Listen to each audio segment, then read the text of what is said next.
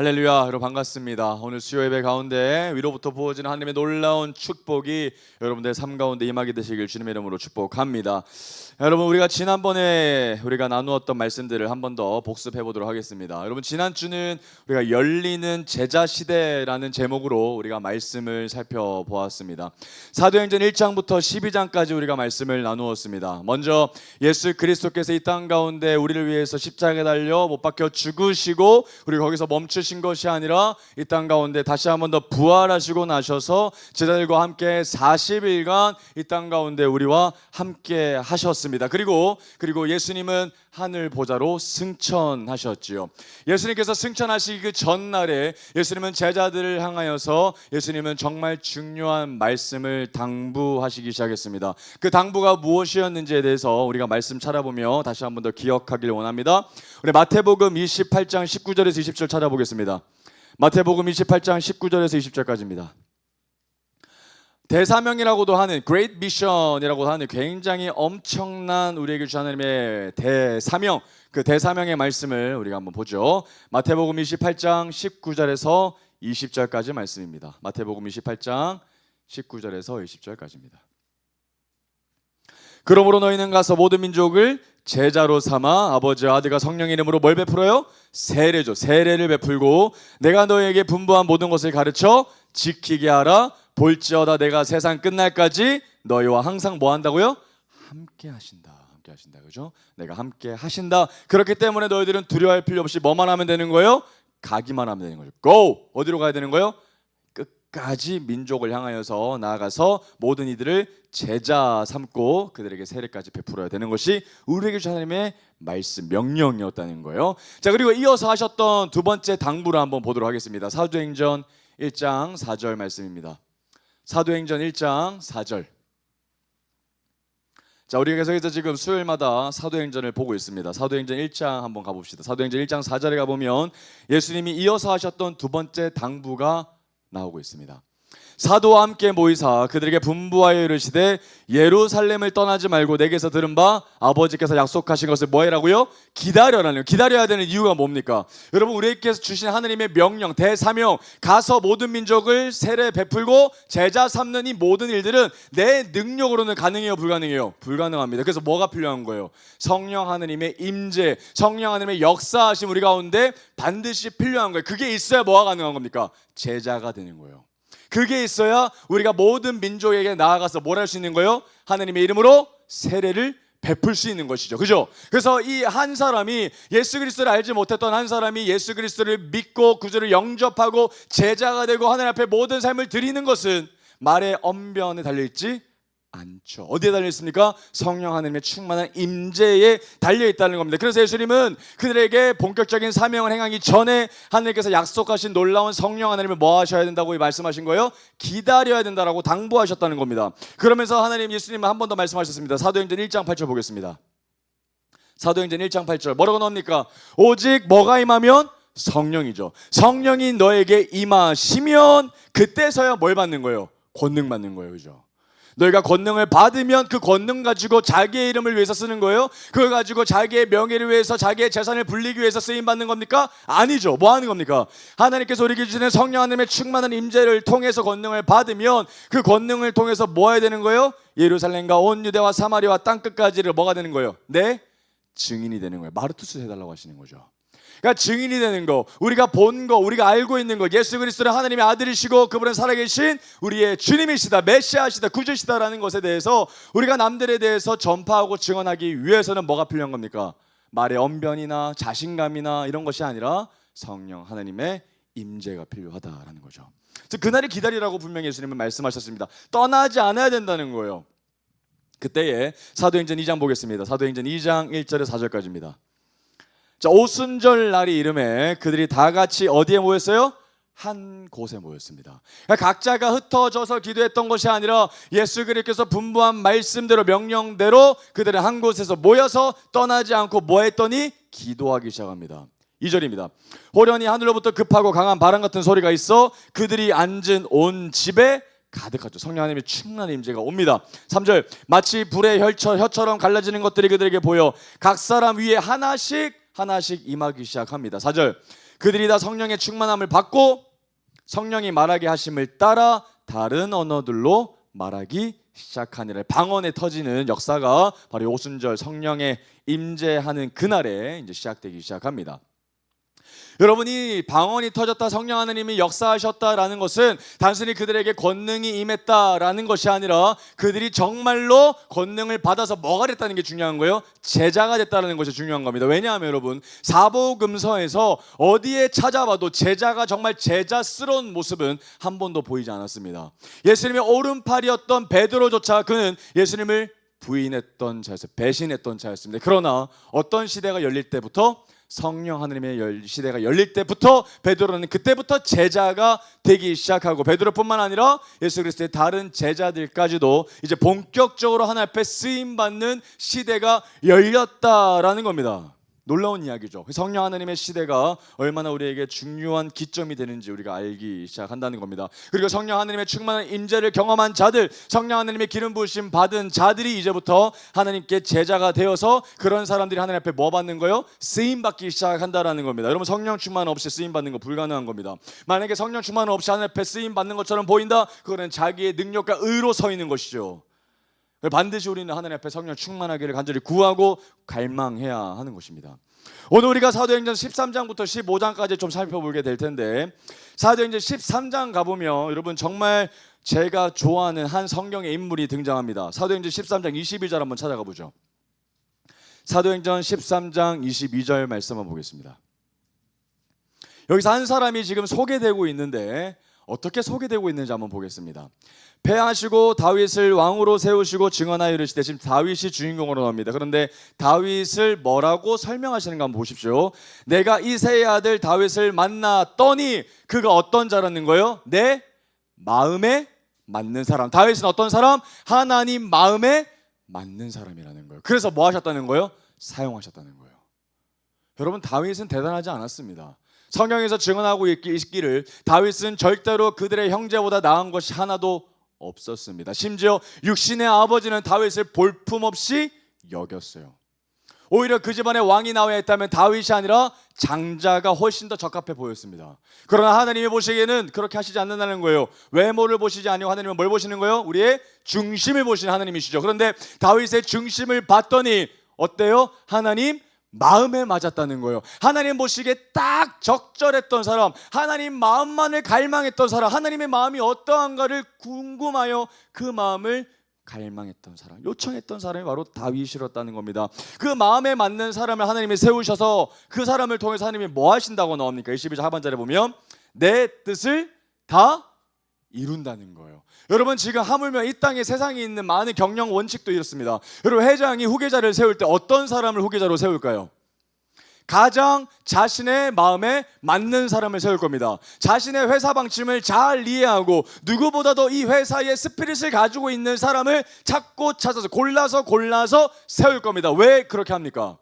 자기가 물러나서도 여전히 그 회사가 자신의 스피릿대로, 자신의 원하는 방향과 뜻대로 이끌어 가야 하기 때문에 그렇다는 겁니다. 그러면 이 땅 가운데 쓰임받는 사람은 능력 있는 사람이 아니라 대단한 사람이 있는 것이 아니라 어떤 사람? 하나님 마음이 무엇인지를 날마다 물어보는 사람이라는 거예요. 그 사람을 통해서 하나님은 뭘 이루시기 때문에? 하나님의 뜻을 나를 통해서 이루시기 때문에 하는 겁니다. 할렐루야. 여러분, 얼마나 이게 축복입니까? 여러분, 이 땅에 우리의 사람들은 우리의 본분에 다 보내진 사람들입니다. 내 뜻을 이 땅 가운데 실현시키는 사람들이 아니라 하나님의 뜻을 나를 통해서 실현받는 사람이죠. 얼마나 이게 축복받는 겁니다. 그래서 하나님 보시기에 쓰임받는 자 했을 때는 우리는 정말 무한한 탐복이 나오게 된다는 거예요. 감격이 터지죠. 내가 뭐라고? 하나님의 뜻이, 하나님의 원함이 이 보잘것없는 껍데기 같은 나를 통해서 이루게 하십니까? 라는 고백이 나와야 된다는 거예요. 우리 모두 그런 사람이 되길 주님의 이름으로 축복합니다. 정말 다음 세대가 돼야 되지 않겠습니까? 정말 여호수아 세대가 준비돼야 되지 않겠습니까? 자, 그럼 오늘 말씀 한번 찾아가 보겠습니다. 사도행전 11장 한번 먼저 찾아보겠습니다. 사도행전 11장 19절에서 26절까지 말씀입니다. 사도행전 11장 19절에서 26절까지 말씀입니다. 사도행전 11장 19절에서 26절 제가 읽어볼 테니 눈으로 한번 따라와 주세요. 그때의 스데반의 일로, 여러분 스데반 어떻게 됐죠? 복음 증가하다가 능력 나타내다가 그가 사내들인 공회원들 때문에 죽었습니다. 순교했습니다. 그러니까 스데반의 일로 일어난 환란으로 말미암아 흩어진 자들이 베니게와 구브로와 어디까지요? 안디옥까지 이르릅니다. 그죠? 안디옥까지 가게 됩니다. 자, 그런데 그렇게 흩어졌는데도 불구하고 처음에는 어떻게 전합니까? 복음을 유대인에게만 전하기 시작합니다. 그죠? 처음에는 하나님의 언약 백성이라고 생각되었던 유태인들에게만 말씀을 전했다라는 거예요. 흩어졌음에도 불구하고 말입니다. 그런데 20절 보겠습니다. 그 가운데에 구브로와 구레네 몇 사람이 어디에 도착해서요? 안디옥이죠. 안디옥 동그라미. 안디옥에 이르러서 드디어 최초로 유대인이 아닌 이방인에게 뭘 전하는 겁니까? 복음을 전하기 시작하는 거예요. 여러분, 이거 센세이션한 일이에요. 하나님이 택하신 백성이 아닌, 하나님의 선민이 아닌 이방인에게, 복음 앞에서는 외인처럼 느껴졌던 이방인에게 처음으로 복음을 전하기 시작하는 것처럼 보이는 장면이 드디어 나오기 시작했다라는 겁니다. 물론 구약에도 여러분 이방인에게 복음이 전하되는 일들은 있습니다. 그러나 굉장히 간헐적이죠. 굉장히 드문 사건입니다. 그러나 이때부터는 드디어 이 복음이 유대인에게만 갇힌 복음이 아니라 온 열방에 흩어지게 되는 결정적인 초석이 되는 발걸음입니다. 21절입니다. 주의 손이 그들과 함께 하심에 수많은 사람들이 믿고 주께 돌아오더라. 여기서 말하는 수많은 사람들 어떤 사람들일까요? 유대인 민족뿐만 아니라 헬라인들에게도 마찬가지라는 겁니다. 여러분, 이 교회가 어디에 세워진 교회예요? 어디요? 안디옥이라는 거예요. 그러니까 안디옥에 새롭게 개척되어진 교회에는 유대인들만 나오는 교회가 아니라 어떤 사람들로 나오는 거예요? 헬라인들로 같이 나오는 교회, 인터내셔널 처치가 열렸다라고 여러분들 생각하시면 될 것 같아요. 그런데 놀라운 일이 벌어집니다. 21절 보겠습니다. 자, 예루살렘 교회가 이 사람들의 소문을 듣고 바나바를 안디옥까지 보내니 그가 이르러 하나님의 은혜를 보고 기뻐하여 모든 사람에게 굳건한 마음으로 주와 함께 머물러 있으라 권하니. 여러분, 지금 어떤 일이 벌어진 거예요? 예루살렘에 있는 본부교회입니다. 본부교회. 예루살렘에 있는 제일 이 명성이 있고 권위가 있는 예루살렘 교회에서 안디옥에 대한 소식을 듣는 거예요. 아, 유대인에게만 복음이 전해진 것이 아니라 헬라인에게도 복음이 전해졌다고? 야, 그러면 우리 이 예루살렘 교회에서 장로 같은 사람, 정말 이 사도 중에 이 권위가 있는 이 바나바를 통해서 우리가 안디옥에 보내보자. 우리 안디옥에 훈련시킬 사람 훈련시키고 또 안디옥에 이런 일들이 어떤 것인지를 보고할 사람으로 바나바를 보낸다라는 거예요. 그런데 바나바가 다 도착했더니 뭘 봤다고요? 사람들을 본 게 아니에요. 뭘 봤어요? 23절입니다. 그가 이르러 뭘 봤다고요? 하나님의 은혜를 봤다는 거예요. 여러분, 이방인에게 복음 전하는 게 뭐라고요? 은혜라는 거예요. 왜죠? 여러분, 헬라인들에게나 이방인들에게는 복음과는 전혀 상관없었던 사람들이었습니다. 왜? 하나님의 선택된 백성이 아니었기 때문에, 구약 때까지는 말이죠. 그러나 예수님이 땅 가운데 오시고 성령 시대가 열리기 시작하자 이방인들에게도 어떤 길이 열린 거예요? 구원의 길이 열렸고 예수 그리스도를 믿음으로 고백하는 모든 자들에게 하나님의 자녀가 되는 권세가 동일하게 주어졌다라는 겁니다. 그런 이 놀라운 역사를 바나바가 보고 한마디 딱 합니다. 뭐라 그럽니까? 굳건한 마음으로 뭐 해라는 거예요? 주와 함께 머물러라는 거예요. 뭐 하지 마라? 떠나지 마라는 거예요. 왜 떠나지 말라고 했을까요? 뭐가 여기에 있기 때문이죠? 하나님의 은혜죠. 그럼 바나바는 안디옥에서 하나님의 은혜 분명히 받습니다. 하나님의 은혜가 여기 있는데 당신들 어디에 떠나려고 하십니까? 그러니 여기서 뭐 해라? 머물러서 지키십시오 라고 안디옥 교회 성도들에게 얘기했다는 겁니다. 24절, 바나바는 착한 사람이요 성령과 믿음이 충만한 사람이라 이에 큰 무리가 죽게 더하여지더라. 안디옥에 계속해서 엄청난 부흥이 일어나기 시작합니다. 그때에 바나바가 한 사람을 데리고 갑니다. 그 사람이 누굽니까? 바나바가 25절, 누굴 찾으러? 사울입니다. 이 사울이 누굴까요? 곧 바울이라 일컬음 받는 사람입니다. 바나바가 바울을 찾으러 어디로 가는 거예요? 다소라고 하는 지역으로 가게 됩니다. 다소에 가서 만남의 안디옥에 데리고 와서 둘이 교회를 몇 년간? 1년간 섬기는 거예요. 그들에게 지도자가 되어서 안디옥 교회에 양육을 하기 시작했다라는 겁니다. 그리고 큰 무리를 가르쳤고 제자들이 안디옥에서 비로소 어떤 사람?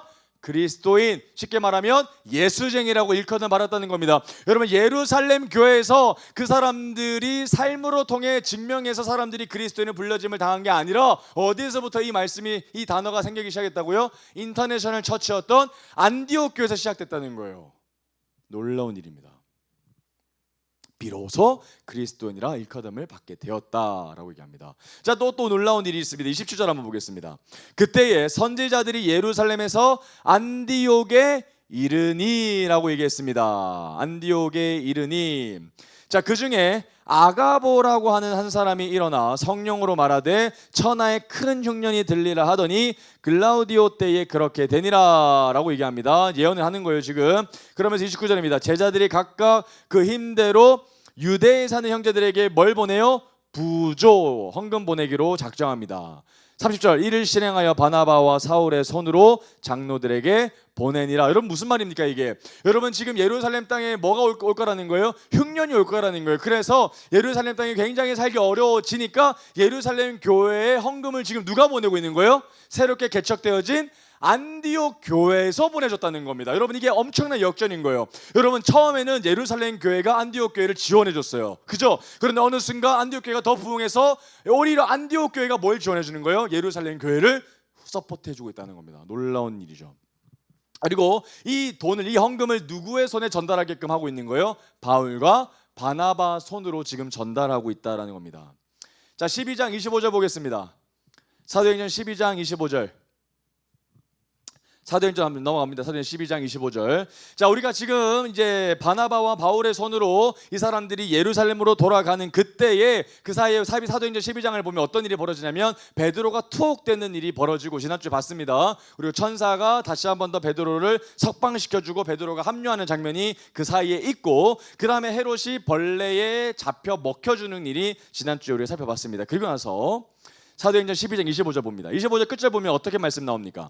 바나바와 사울이 부조하는 일을 마치고 마가라 하는 요한을 데리고 예루살렘에서 돌아왔다. 여러분 지금 머리로 계산이 됩니까? 이해가 되세요? 지금 바나바와 바울이 예루살렘 교회로 뭘 가지고 왔습니까? 안디옥 교회에서 보냈던 헌금을 가지고 예루살렘 교회로 갔어요. 그죠? 그리고 나서 예루살렘에서 뭐 하고 있는 겁니까? 다시 그 일을 마치고 어디로 돌아가는 거예요? 안디옥으로 돌아가고 있는 길의 여정에 지금 사도행전 12장 25절이 끝났다라고 하는 겁니다. 그런데 여기서 한 사람이 등장해요. 누굽니까? 마가입니다. 또 한번 쳐볼까요? 마가라 하는 요한입니다. 여기서 나오는 사도 요한이 아니라 마가의 다른 이름입니다. 그래서 마가라고 생각하시면 되고요. 영어 이름은 마크죠. 마가입니다. 자, 이때 마가가 합류하는 것으로 볼 수 있습니다.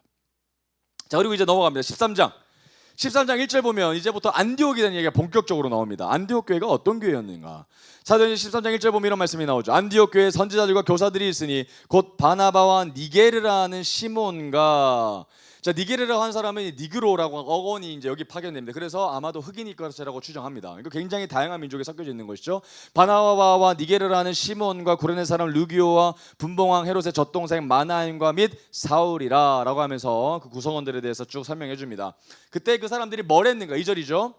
주를 섬겼다 뭡니까? 월십입니다. 하나님을 계속해서 예배했던 사람들이 아니라 예배자들이었다는 거예요. 금식할 때에 성령이 이르시되 성령 하나님 임합니다. 뭐라고 임하시는 거예요? 내가 불러 시키는 일을 위하여 바나바와 사울을 따로 뭐해라?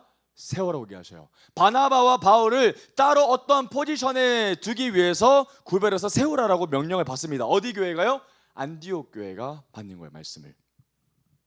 그리고 3절입니다. 그 말씀을 받자마자 바로 즉각적으로 나아가는 것이 아니라 뭐합니까? 또 금식하죠. 또 금식하고 또 기도합니다. 그러니까 이것이 정말 하나님께서 오신 사인인지, 정말 하나님께서 우리에게 주신 말씀인지 다시 한 번 더 기도하고 결정하고 나서 두 사람에게 안수하여 뭐한다? 보냈다. 다시 말하면 선교사로 뭐한 거예요? 파송한 거예요. 어떤 교회가? 안디옥 교회가. 여러분 이제부터 예루살렘 교회가 핵심적인 교회가 아니라 안디옥 교회가 선교 센터가 될 겁니다. 곳곳에 교회를 세우고 곳곳에 하나님의 사람들을 세우는 교회가 바로 이 안디옥 교회가 될 것이에요. 자, 이제부터 좀 지명이 나옵니다. 사도행전 13장 4절에서 5절까지 보겠습니다.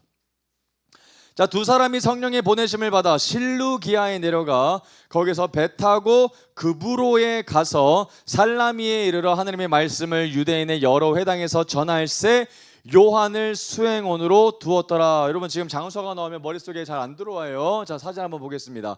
여러분 지금 여기가 예루살렘입니다. 그죠? 예루살렘 밑에 하단이 있습니다. 예루살렘에 있다가 어디 교회까지 간 거예요? 이방 땅인 안디옥까지 쫙 올라간 거예요. 쫙 올라가서 여기서 어디 땅으로? 실루기아로 갔다가 여기에 구브로 섬에 있는 살람이라고 하는 지역이 있습니다. 여기까지 누가 온 거예요? 바나바와 바울이 그곳에 복음 전하기 위해서 파송받았다라는 것을 지금 지도를 통해서 볼 수 있다라는 겁니다. 자, 살라미에 갔는데 그때 한 사람이 또 다시 등장하죠. 5절입니다. 누가 등장하는 거예요? 요한입니다. 여기서 요한은 누굴까요? 마가입니다. 마가라고 하는 요한이에요. 그러니까 마가가 지금 수행원, 이 바나바와 바울의 사역을 서포트하는 사람으로 지금 쓰임받고 있다라고 지금 증언하고 있습니다. 6절 한번 볼까요? 자, 온 섬 가운데로 지나서 어디에 이르러서요? 바보, 이게 바보 보이십니까? 살람이 그러면 바보, 엄청나게 지금 많이 이동하고 있는 거예요. 자, 바보에 이르러서 누구를 만나요? 바예수입니다. 예수님하고 전혀 상관없습니다. 이름이 바예수라고 하는 사람이 있습니다. 근데 이 사람이 어떤 사람? 거짓 선지자죠. 거짓. 사람들을 미혹하고 잘못된 메시지를 심어주는 사람, 두려움을 심겨주는 사람. 이 사람들을 이제 만나게 됩니다. 자, 그가 총독 서기오 바울과 함께 있으니, 여기서 나오는 바울은 지금 복음을 전도하기 위해서 가는 사울이라고 하는 바울이 아닙니다. 똑같은 이름인데 총독이죠. 그 현지에 있는 총독 바울이라고 하는 사람이 따로 있습니다. 함께 있으니 서기오 바울은 지혜 있는 사람이라 바나바와 사울을 따로 불러서 하나님의 말씀을 듣고자 하더라. 그런데 이게 너무 싫었던 거예요. 누가요? 이 마술사, 거짓 선지자가 말입니다. 자, 이 마술사 엘루마는 그들을 대적하여 총독으로 믿지 못하게 힘쓰니 방해한다는 거예요. 9절입니다. 바울이라고 하는 사울이 성령이 충만하여 그를 주목하고 이르되, 뭐라고 얘기합니까? 모든 거짓과 악행이 가득한 자요, 마귀의 자식이요, 모든 의의 원수여, 주의 바른 길을 굽게 하기를 그치지 아니하겠느냐? 보라, 이제 주의 손이 내 위에 있으니 네가 맹인이 되어 얼마 동안 해를 보지 못하리라 하니, 즉시 안개와 어둠이 그를 덮어 인도할 사람을 두루 구하는지라. 이에 총독이 그렇게 된 것을 보고 믿으며 주의 가르치심을 놀랍게 여겼다라고 얘기하고 있습니다. 사도 바울이 가는 곳곳마다 이제부터 놀라운 역사가 일어나기 시작할 겁니다. 하나님의 영광을 방해하는 자들, 복음의 길에 방해하는 자들은 바울이 가차없이 이 엄청난 일들을 행하기 시작한다는 겁니다. 자, 그때에 사도행전 13장 13절 한번 보겠습니다. 여러분, 아까 마가가 합류했고 또 그리고 마가가 지금 이 사역 가운데 동력자로 수행원으로 일어섰는데, 갑자기 사도행전 13장 13절 가보면 마가가 사라지는 것을 좀 봅니다. 마크가 도망가요. 13절 보겠습니다. 바울과 및 동행하는 사람들이 바보에서 배를 타고 밤빌리아에 있는 버가에 이르니 요한은 그들에게서 떠나 예루살렘으로 돌아갔다라고 얘기하고 있습니다. 뭐 한 거예요? 마가가 예루살렘 땅으로 다시 도망간 거예요. 여러분, 여기서 우리가 성경에 있는 마가가 왜 돌아갔는지에 대해서는 적혀져 있지 않기 때문에 구체적으로는 알 수가 없습니다. 그러나 당시에 있는 상황과 또 문맥과 여러 가지를 신학자들이 해석해 보니까 아마도 마가는 도망갔다라고 결론을 내립니다. 왜 도망갔는가를 몇 가지를 한번 보도록 하겠습니다.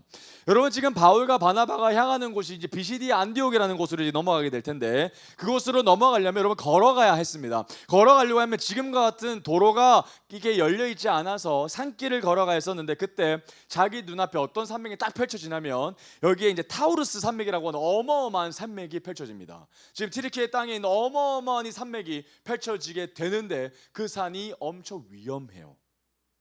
거기 가면 올라가는 것도 너무 힘들 뿐만 아니라 강도가 너무 많기 때문에 거기 가면 자칫하면 목숨을 잃어버릴 수도 있었고요. 그리고 여정이 너무 길어질 것처럼 보이고 말라리아가 유행했던 지역이기 때문에 너무나도 위험이 많았던 지역이 바로 이 여정이었다라고 판단합니다. 그래서 아마도 마가가 이 여정 가운데 더 이상 합류하기 어렵다라고 판단해서 예루살렘으로 돌아갔다라고 신학자들이 해석을 합니다.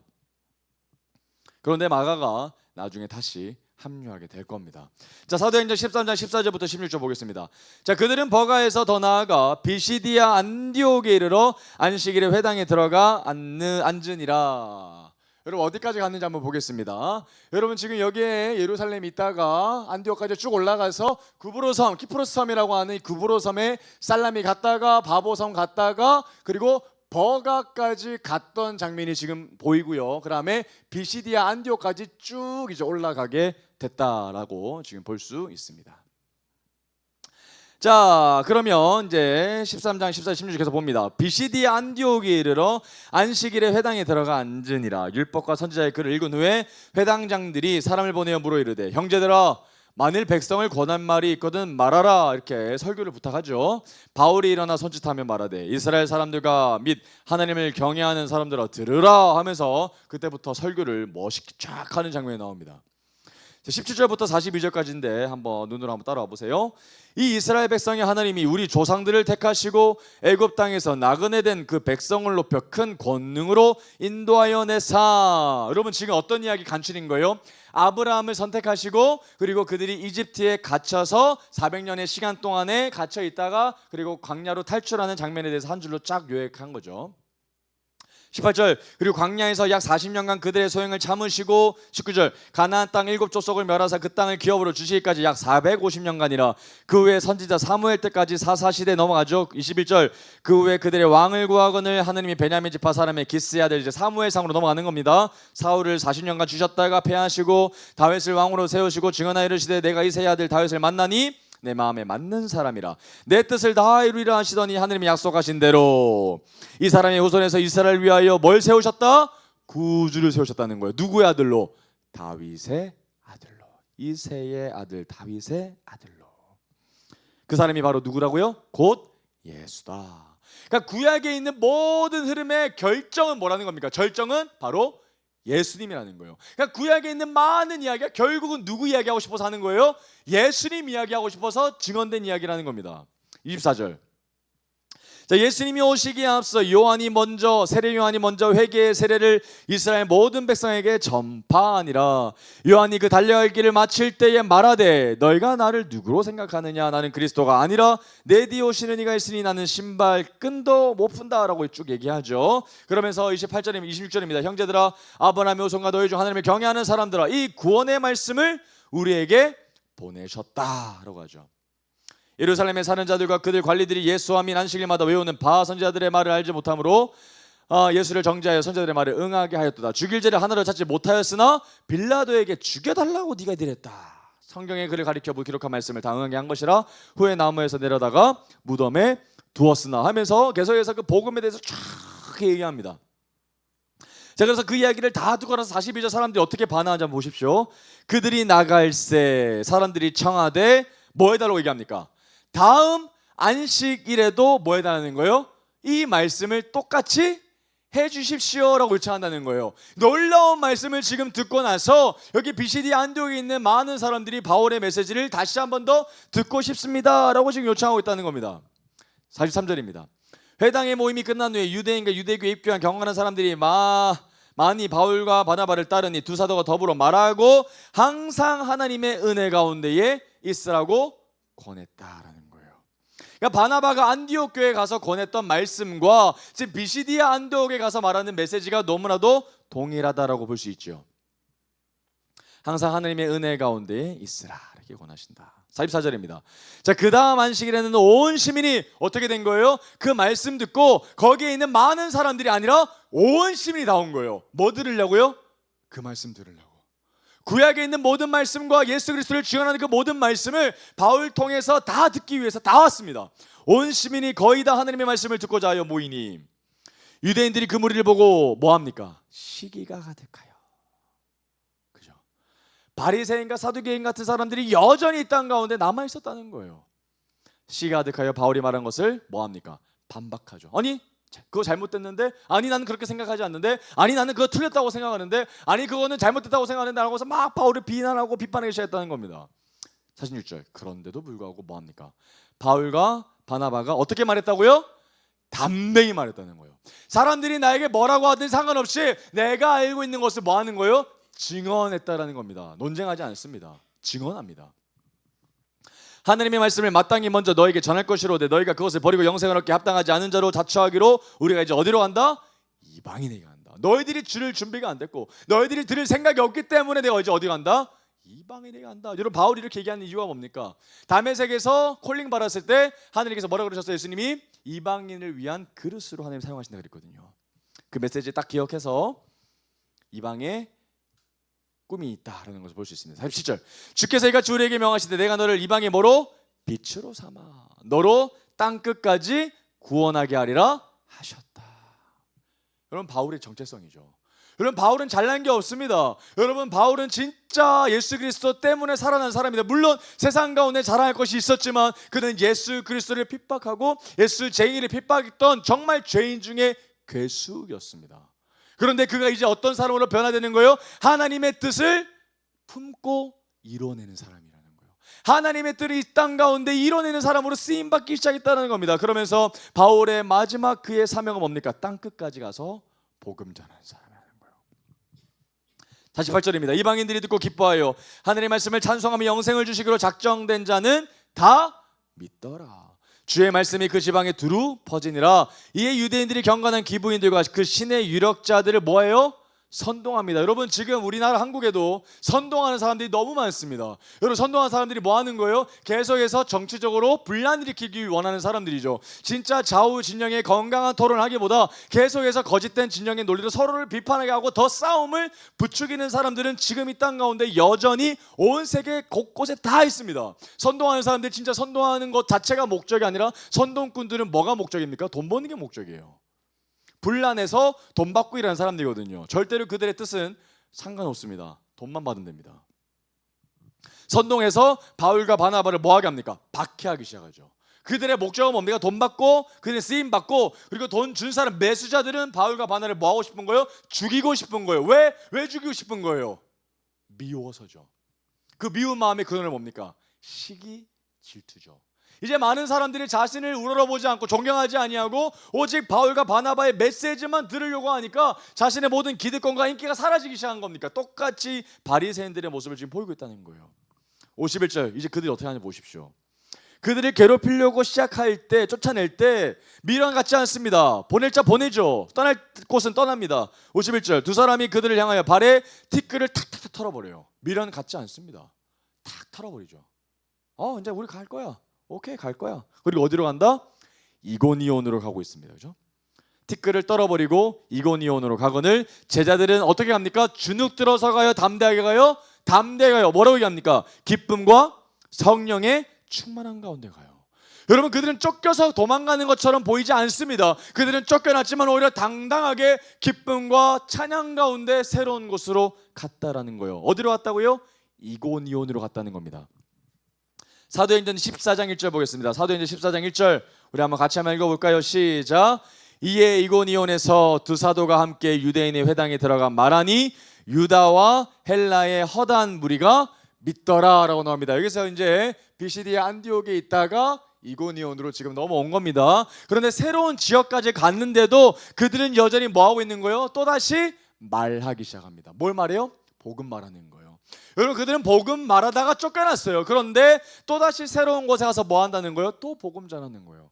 또 쫓겨나면 또 새로운 지역 가고, 쫓겨나면 또 새로운 지역 가고, 그것이 그들의 정체성이었다는 거예요. 유대와 헬라의 그런데 허다한 무리가 믿기 시작했어요. 부흥이 시작됐다는 거죠. 2절 봅니다. 그러나 순종하지 아니하는 유대인들, 여러분, 그러니까 믿는 사람들도 있었지만 어딜 가나 바울과 바나바를 박해하는 사람들도 있었다라고 얘기합니다. 유대인들이 이방인들의 마음을 또 뭐합니까? 또 선동하죠. 형제들에게, 바울과 바나바에게 악감정을 품게 하거늘 두 사도가 오래 있어 주를 힘입어 담대히 말하니, 뭘 힘입어서요? 주님을 담대히 말합니다. 주께서 그들의 손으로 표적과 기사를 행하게 하여 주사 자기 은혜의 말씀을 증언하시니 그 신의 무리가 나뉘어 유대인들을 따르는 자도 있고 두 사도를 따르는 자도 있다. 여러분, 그런데 바울과 바나바 신경 써요, 안 써요? 안 써요. 한 사람 찾기 위해서 가는 거예요. 5절입니다. 이방인과 유대인과 그 관리들이 두 사도를 모욕하며 돌로 치려고 달려드니라. 그들이 알고 또 뭐합니까? 또 도망가요. 그죠? 도망가서 이제 어디로 가는 거예요? 루가오니아의 두 성 루스드라와 더베와 그 근방으로 가서 거기서 복음 전했다. 그러니까 지금 이고니온으로 갔는데 거기서 핍박받고 또 도망가자 루스드라와 더베로 이동하면서 또 뭐 하는 거예요? 또 복음 전하는 거예요. 쫓겨나면 복음 전하고, 또 쫓겨나면 또 새로운 곳에 가서 복음 전하고, 이것이 바울과 바나바가 했던 전도 여행이었다는 거예요. 얼마나 핍박받아서 했겠습니까? 그러나 그들 가운데 뭐가 있었다? 기쁨이 충만했다는 거예요. 자, 루스드라에 갔는데 어떤 일이 벌어지는가 봅시다. 8절. 루스드라에 발을 쓰지 못하는 한 사람이 앉아있는데 나머지서 걷지 못하게 되어 걸어본 적이 없는 자라. 바울이 말하거늘, 바울이 말하는 것을 듣거늘 바울이 주목하여 구원받을 만한 믿음이 그에게 있는 것을 보고 이렇게 큰 소리로 이르되 내 발로 바로 일어서라 하니 그 사람이 일어나 걷는지라. 여러분, 사람들이 얼마나 놀랐겠어요. 여러분, 말씀만 전하는 것도 굉장히 놀라운 일인데 바울이 지금 이 앉은 뱅이를 일으켜 세우는 것을 보입니다. 그랬더니 무리가 어떻게 반응하는지 한번 볼까요? 11절. 무리가 바울이 한 일을 보고 르가오니아 방언으로 소리질러 이르되 신들이 사람의 형상으로 우리 가운데 내려오셨다, 이렇게 얘기하죠. 바나바는 제우스라고도 얘기하고 그 바울은 그 중에 마르는 자임으로 헤르메스라 하더라. 시외 제우스 신당의 제사장의 소와 화환들을 가지고 대문 앞에 와서 무리와 함께 제사하고자 하니, 여러분 지금 바울과 바나바 앞에 짐승을 잡고 지금 제사 예배하고 싶다는 거예요. 누구를 경배하고 싶은 거예요? 바울과 바나바를 경배하고 싶은 거예요. 그러니까 바울과 바나바가 얼마나 깜짝 놀랐겠어요. 아닙니다, 나는 껍데기입니다 여러분. 나는 아닙니다. 나는 주님의 종입니다. 진짜 경배해야 될 분은 따로 있습니다 라고 얘기하지 않았겠습니까? 14절 볼까요? 두 사도 바나바와 바울이 듣고 옷을 찢고 무리 가운데 뛰어들어가서 소리질러 이르되 여러분이 어찌하여 이런 일을 하느냐? 우리도 여러분과 같은 뭘 가졌어요? 똑같은 성정 가진 사람이다. 대단한 사람 아니라는 거예요. 아무리 예수 그리스도의 이름으로 능력을 행하고 예수 그리스도의 이름으로 기적을 행해도 똑같은 사람이라는 거, 똑같이 연약하고 똑같이 죄인이라는 겁니다. 누구 앞에서요? 예수님 앞에서. 여러분에게 복음을 전하는 것은 이런 헛된 일을 버리고 천지와 바다와 그 가운데 만물을 지으시고 살아계신 하나님께로 뭐하게 함이라? 돌아오게 함이라. 여러분, 이것이 복음 전도 여행의 목적이죠. 떠났던 사람들을 뭐하게 하는 거? 돌아오게 하는 거. 하나님을 떠났던 사람들을 돌아오게 하는 것이 이들의 사명이었다는 겁니다. 16절. 하나님이 어떤 세대? 밑줄 꺼볼까요? 지나간 세대. 지나간 세대. 지나간 세대. 여러분, 진짜 무서운 이야기예요. 지나간 세대는 다음 세대가 아니라 끝난 세대죠. 그러니까 하나님의 기준에서 떨어져 나간 세대, 하나님이 더 이상 관심도 없고 하나님이 더 이상 뜻도 품지 않고 더 이상 계획도 없는, 의미가 없는 세대가 있다는 거예요. 어떤 세대입니까? 지나간 세대. 모든 민족으로 자기들의 길을 가게 뭐 하셨다? 방임, 내버려 두셨다는 거예요. 그들이 가고 싶어하는 길, 어떤 길? 자기들의 길. 그럼 반대로 지나간 세대의 반대말은 뭐가 될까요? 다음 세대, 그죠? 여호수아 세대입니다. 그러면 그들에게는 하나님이 여전히 뜻과 계획이 있으셔서 그들을 자기들의 길로 이끌게 하시지 아니하시고 어디 길로 이끄시겠어요? 딱 하나, 예수의 길이죠. 그죠? 그러니까 예수의 길로 하나님이 인도케 하시지 아니하는 사람들은 자기 마음대로 갈 수 있도록 하나님이 보내실 겁니다. 방임하실 거예요. 여러분, 정말 방임 받고 싶어요? 아니면 하나님께 쓰임 받고 싶어요? 여러분들은 다음 세대가 되시길 주님을 축복합니다. 나이와 상관없습니다.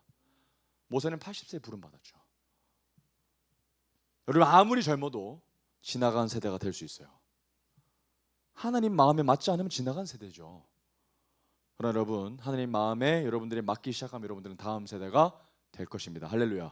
17절. 그러나 자기를 증언하지 아니한 것이 아니니 곧 여러분에게 하늘로부터 비를 내리시며 결실 주시기를 주시는 선한 일을 하사 음식과 기쁨으로 여러분의 마음에 만족하게 하셨느니라고 이렇게 말하여 겨우 무리를 말려 자기들이 제사를 못하게 이렇게 딱 방해합니다. 19절입니다.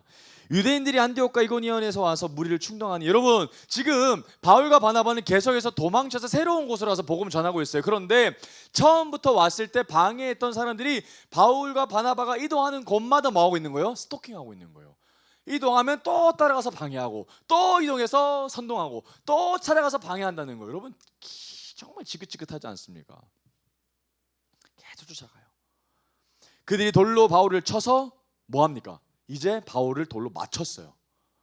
그때는 도망갔는데 이제는 맞았어요. 그 사람들이 뭘 판단한 거예요? 죽은 줄로 알았어요.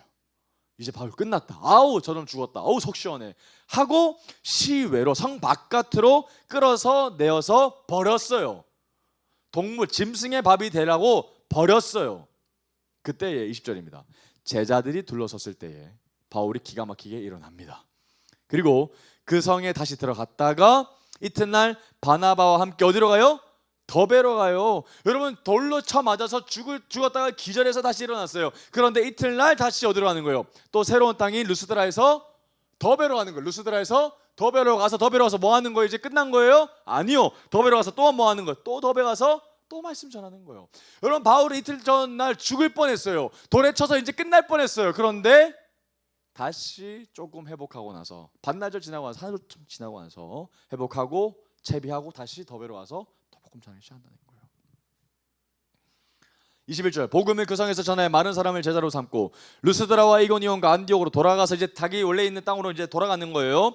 21절 제자들의 마음을 굳게 하여 이 믿음에 뭐해라? 머물러 있으라. 여러분 바울과 바나바는 다시 이전 여행으로 돌아가면서 각 사람들에게 딱 한마디 합니다. 이 믿음에서 떠나지 마십시오. 뭐해라? 이 믿음 가운데 머물러 있으십시오. 머무는 것이 살기 때문이죠. 믿음을 떠나는 순간 그들은 다시 돌아갈 겁니다. 어떻게 해서 하나님께로 돌아왔는데 어떻게 다시 세상의 길로, 다시 자기들의 원하는 길로 갈 수 있겠습니까? 라고 얘기한다는 거예요. 믿음에 머물러 있으십시오. 그러면서 한 가지 이야기를 합니다. 우리가 하나님의 나라에 들어가려면 뭘 겪어야 된다고요? 많은 환난입니다. 많은 환난을 겪어야 할 것이다라고 얘기합니다.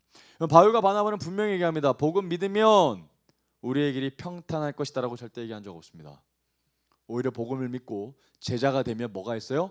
환난과 핍박이 있습니다. 여러분 환난과 핍박을 받을 때 제자들이 어떤 마음이었어요? 돌이켰어요? 아니요.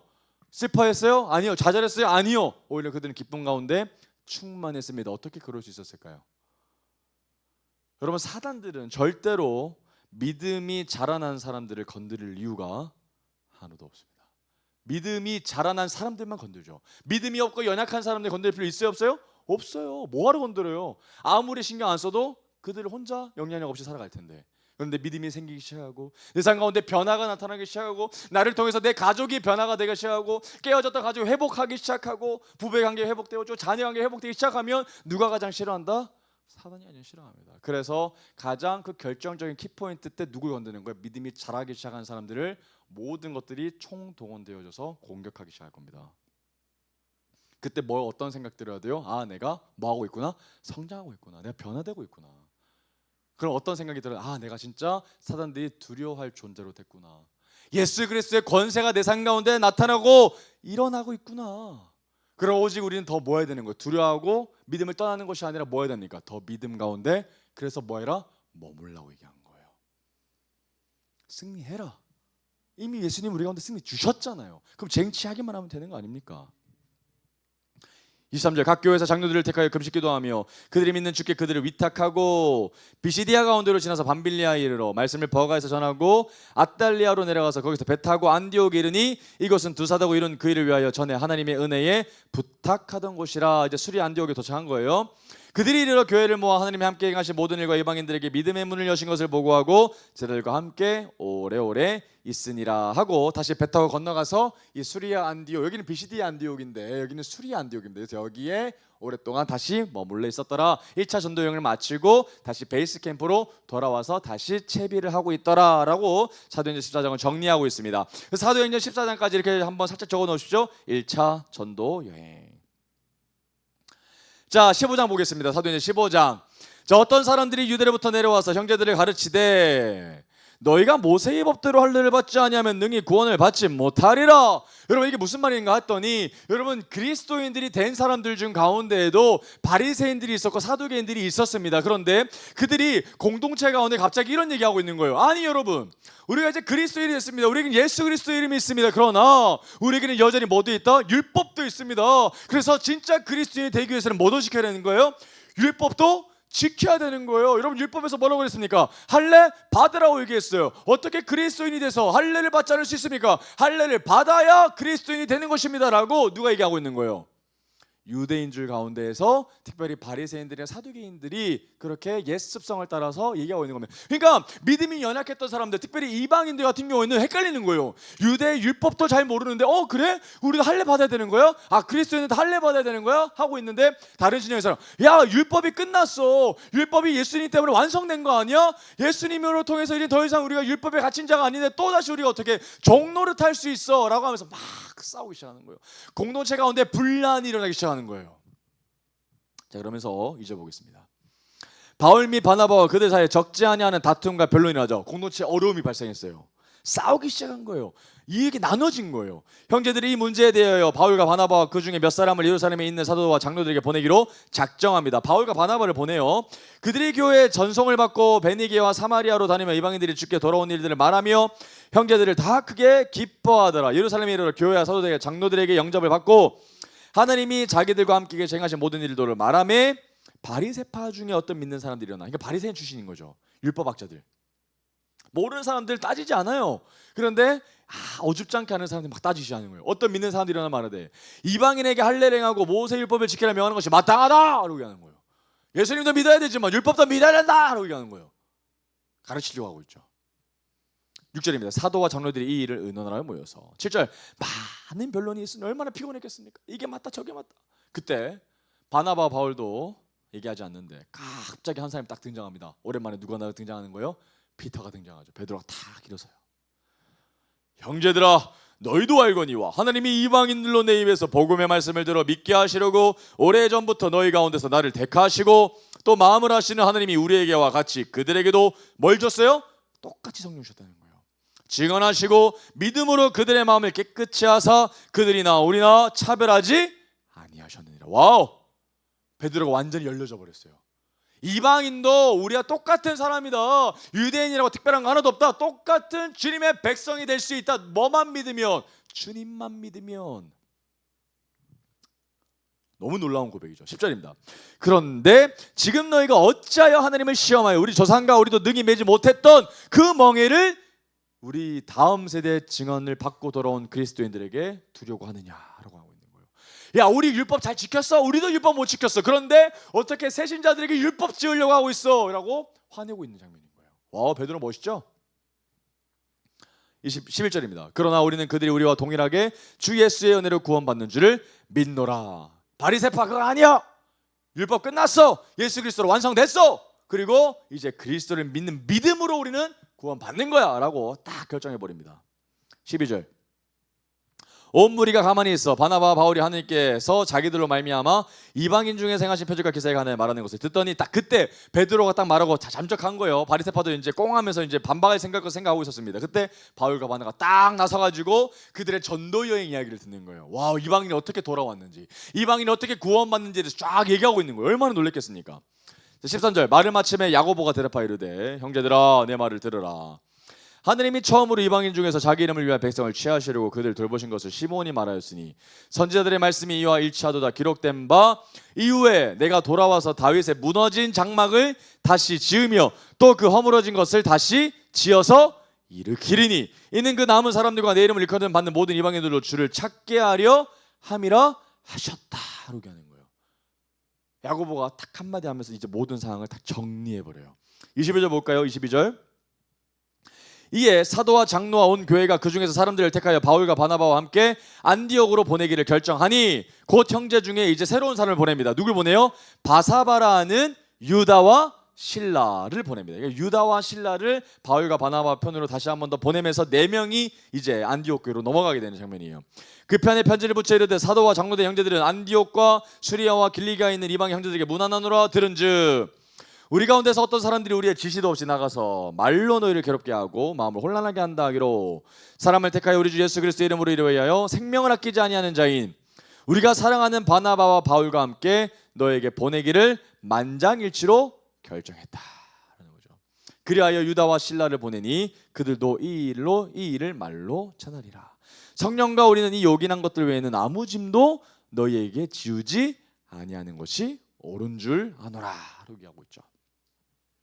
그래서 이제 안디옥 교회에 가서 이방인들이 막 혼란스러웠다고 했잖아요. 그죠? 율법도 지켜야 되는 거야, 할례도 받아야 되는 거야, 막 그런 고민하고 있었을 때 이 야고보를 통해서 편지를 딱 보내주죠. 그리고 바울과 바나바가 딱 가져와서 그럴 필요 없습니다. 예수 그리스도로 모든 것이 완성되었습니다. 그리스도 안에서 자유하십시오 라는 편지를 딱 보내준 거예요.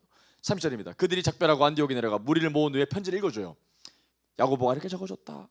31절 읽고 그 위로한 말을 뭐 했더라? 안디옥 교회 사람들이 기뻐했다는 거예요. 그렇죠? 뭐로 말미암아? 예수 그리스도로 말미암아 모든 것이 자유케 됐다라는 그 말을 통해서 말입니다. 32절 유다와 실라도 선지자라 여러 말로 형제를 권면하여 굳게 하고 얼마 있다가 평안히 가라는 전송을 형제들에게 받고 자기를 보내는 사람들이 돌아가되 바울과 바나바는 안디옥에서 유하며 수단 다른 사람들과 함께 주의 말씀을 가르치며 전파하니라. 며칠 후에 바울이 바나바더러 말하되 우리가 주의 말씀을 전한 각성으로 다시 가서 형제들이 어떠한가를 방문하자. 몇 차가 시작되는 거예요? 2차 전도 여행이 시작되는 거예요. 다시 한번 우리가 그 땅으로 가봐서 정말 그들이 복음이 잘 심겨주고 있는지, 대를 이어서 계속해서 세대에서 세대로 넘어가는 이야기가 일어나는지, 계속해서 성령 하나님의 역사가 일어나는지 한번 점검하러 가봅시다 라고 바나바를 이렇게 설득하고 있는 장면이라는 거예요. 자, 그때 37절입니다. 바나바는 마가라 하는 요한도 데리고 가자고 얘기합니다. 그죠? 자, 마가가 아까 버가에서 떠났다고 얘기했죠? 도망갔다 그랬어요. 그렇죠? 근데 바나바가 마가를 다시 뭐 하려고 하는 거예요? 다시 도망간 자를 데리고 가려고 하는 거예요. 그런데 바울이 반대합니다. 바울은 밤빌리아에서 자기들을 떠나 함께 일하러 가지 아니한 자, 여러분 마가를 뭐라고 칭하요? 마가가 단순히 몸이 아파서 돌아갔다 뭐 이런 얘기하지 않습니다. 어떻게 한 사람? 마가는 함께 일하러 가지 아니한 사람이라고 딱 못 박아버려요. 그는 우리와 함께 일하지 않았다. 그래서 우리랑 갈 수 있다 없다? 못 간다는 거예요. 와, 바울 무섭죠?